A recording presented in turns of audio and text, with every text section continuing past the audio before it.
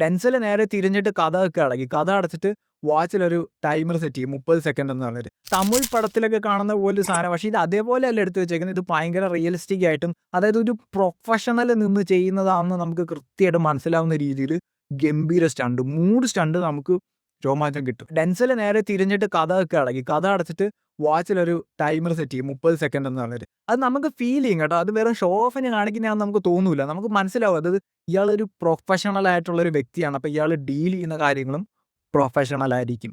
ഈ ടൈമിംഗ് വെച്ചിട്ട് അവിടെ നിൽക്കുന്ന ആളുകളെല്ലാം ഡെൻസൽ ഇങ്ങനെ വാച്ച് ചെയ്യും. വാച്ച് ചെയ്തിട്ട് ഇവരുടെ കയ്യിലിരിക്കുന്ന ആയുധങ്ങളും ഒക്കെ നോക്കിയിട്ട് കറക്റ്റ് ഓരോരുത്തന്മാരെ സ്പോട്ട് ചെയ്ത് തോക്ക് അത് ഇത് വെച്ച് പൂശും. അടിച്ചങ്ങ് പഞ്ചറാവും. അത് നമുക്ക് ആ ഫൈറ്റ് സീൻ നമുക്ക് ഫീൽ ചെയ്യുന്നേ. ഇതൊരു പ്രൊഫഷണൽ ആയിട്ടുള്ളൊരു വ്യക്തിയാണ് ഇത് ചെയ്യുന്നതെന്ന് നമുക്ക് ഫീൽ ചെയ്യും. അവസാനം ഈ റഷ്യൻ മാഫിയ തലവനുണ്ടല്ലോ, മറ്റേ ഓഫർ റെഫ്യൂസ് ചെയ്തവൻ, ഇവൻ കഴുത്തിന് വെടിയൊക്കെ കൊണ്ട് ചോരയിൽ കുളിച്ചിട്ട് ഇങ്ങനെ കിടക്കുന്നുണ്ടാവും. അപ്പോൾ ഡെൻസൽ അവിടെ ചെന്നിട്ട് പറയും, നീ കുറച്ച് പൈസയ്ക്ക് വേണ്ടി നീ നിന്റെ ജീവിതം ഇല്ലാണ്ടാക്കിയെന്ന്. അപ്പോഴും മറ്റേ പുള്ളി രക്തത്തിലൊക്കെ കടന്നിട്ട് ഡെൻസലിൻ്റെ അടുത്ത് ചോദിക്കുന്ന ഒരു ഒറ്റ ചോദ്യമേ ഉള്ളൂ, ഹൂ ആർ യു?